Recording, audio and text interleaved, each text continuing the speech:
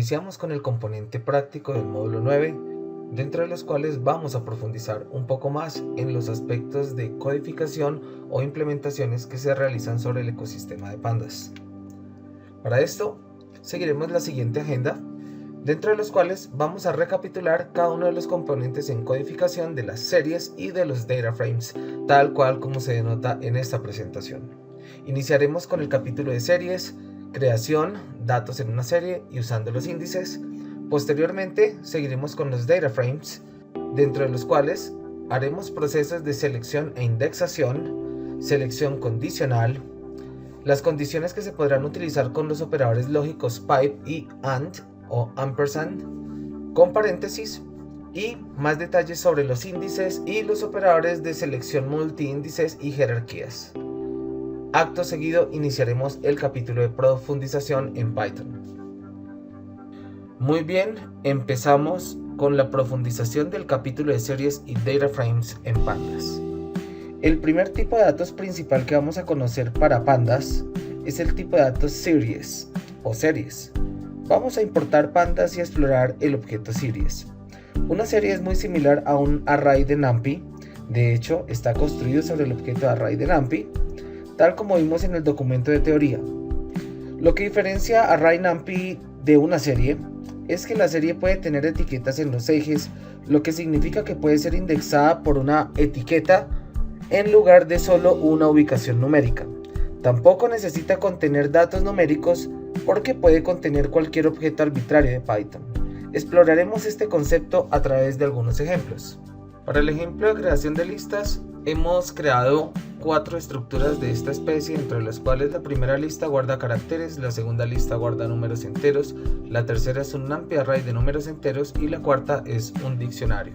En el uso de las listas encontramos que invocando el método series podemos invocar el parámetro data para almacenar nuestra primera lista, llamada mylist. Otra alternativa surge con el método series. Invocando el parámetro data podemos indexar a través de los labels, que ya creamos una lista de labels en la parte de arriba. Como tercer punto, el método series nos da la posibilidad de invocar los dos parámetros al mismo tiempo, mylist, que tendrá las observaciones de la secuencia de números, agregado a labels, que tendrá la secuencia de los caracteres. De esta manera tenemos una estructura de tipo series en el cual tenemos nuestros labels y nuestros valores. Del mismo modo podemos hacerlo con NumPy arrays, dado que ya teníamos un arreglo en la parte de arriba que vamos a transformar a series, y también podemos llamar a ese arreglo y correlacionarlo con sus etiquetas. De igual manera, el caso aplica para los diccionarios, dentro de los cuales ya teníamos un diccionario y ahora vamos a transformarlo a series.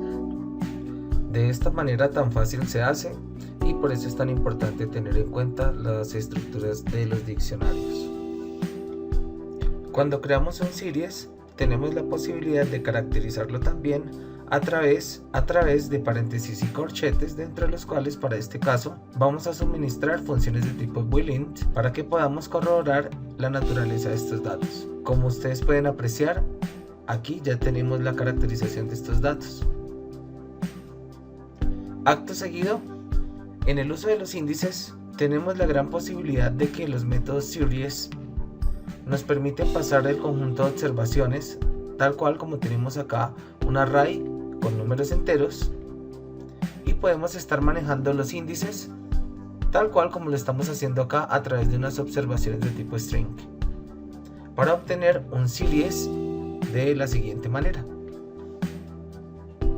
No solamente eso, vamos a construir un segundo series para que ustedes se puedan dar cuenta que podemos realizar operaciones de tipo concatenación, donde vamos a aprender mediante la metodología de los corchetes cómo invocar a un valor en concreto, así como también hacer joins o adiciones o concatenaciones para hacer una sumatoria de los valores que se encuentren inmediatamente en las dos listas,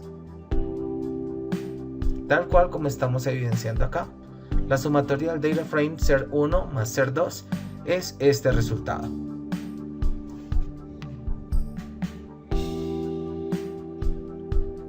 En relación a los data frames, Vamos ahora a crear este tipo de estructuras con las mismas dos librerías de siempre, dentro de los cuales ahora vamos a utilizar el método random perteneciendo a NumPy y vamos a importar randomN. Vamos a demarcar con el método random una semilla de 101. Ahora procedemos a crear un DataFrame mediante el método DataFrame de pandas. Ahora vamos a crear una matriz de 5×4 de números aleatorios bajo el método randomEnd, demarcando los índices que hacen referencia a las observaciones que van a tener cada una de las filas proyectadas con los caracteres A, B, C, D y E. Del mismo modo, empezaremos el proceso de definición de columnas mediante los caracteres W, X, Y y Z. Finalmente tendremos una matriz de estas características.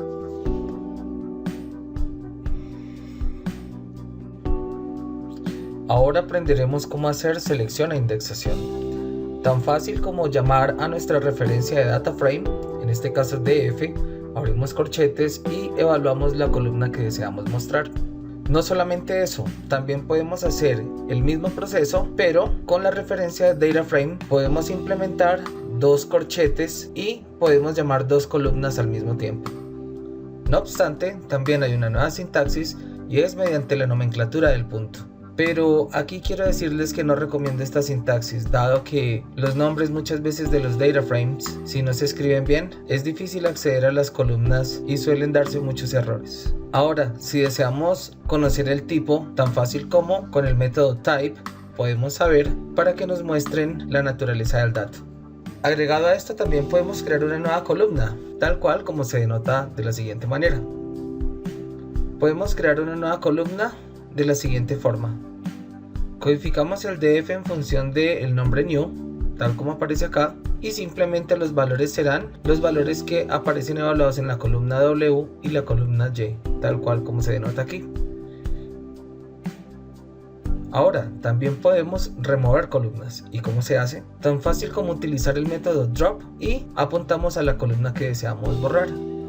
En este punto de borrar los datos también quiero hacer una apreciación. Es importante saber que también podemos utilizar el parámetro inPlace y esto borrará permanentemente desde el DataFrame directamente. Basta con hacerlo con el método drop, apuntamos al nombre, decimos el eje, en este caso axis 1, y le decimos inPlace igual a true.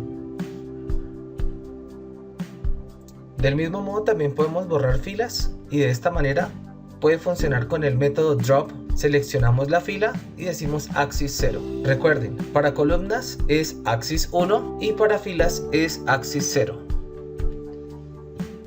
Ahora, si queremos hacer selección de filas, tan fácil como utilizar el método log. Referencia a DataFrame, método log y apuntamos al nombre de la fila.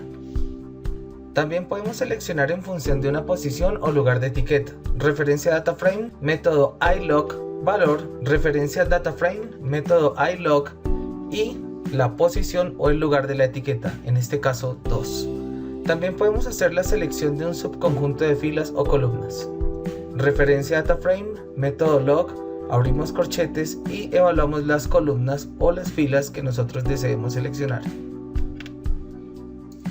Una característica importante de pandas es la selección condicional utilizando la notación de corchetes muy similar a NumPy. Para este primer caso invocaremos nuestro DataFrame, dentro de los cuales haremos nuestra primera selección condicional, invocando un operador relacional diciendo que si nuestro DataFrame es mayor a 0. Esto devuelve una serie de valores lógicos mediante el cual cada una de las unidades cuantitativas se va a evaluar entre verdadero o falso, tal cual como estamos viendo acá. Del mismo modo podemos repetir la operación, pero ahora realizándolo sobre un filtro en el DataFrame. La diferencia entre estos dos es que para esta condición de que sea mayor a 0 nos sale none a number o none porque simplemente hay valores de tipo negativo. Ahora realizando un filtro un poco más denso, evaluamos el mismo DataFrame sobre una columna en específico que es W, del cual se le aplicará la regla si es mayor a 0.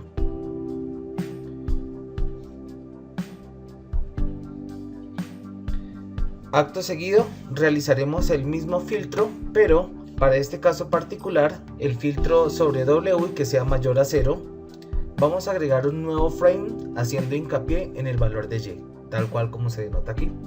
También podemos especializar un poco más la consulta haciendo hincapié, realizando el filtro con doble corchete sobre las columnas Y y X, tal cual como se denota aquí.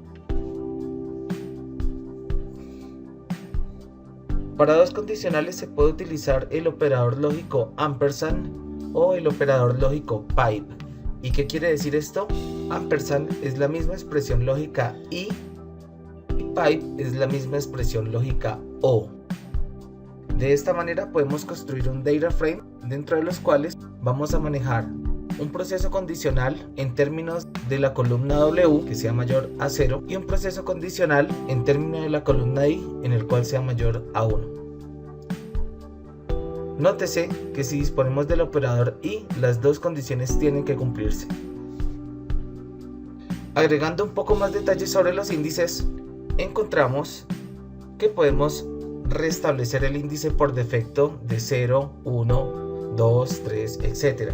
Tal cual como se denota aquí.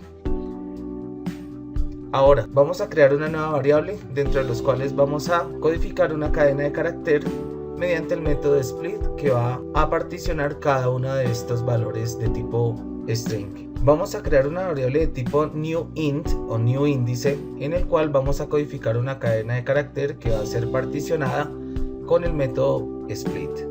¿Qué queremos con esto? Vamos a crear una nueva columna en el cual tenga las observaciones de estas ciudades que estamos creando y vamos a agregarla a nuestro data frame de la siguiente manera. Ahora esto podemos convertirlo en nuestro índice a través del comando setIndex, del cual ya hemos construido un data frame que se llama states. Y por último tenemos este resultado que nos entregará un nuevo data frame para construir índices de una manera sinérgica y rápida.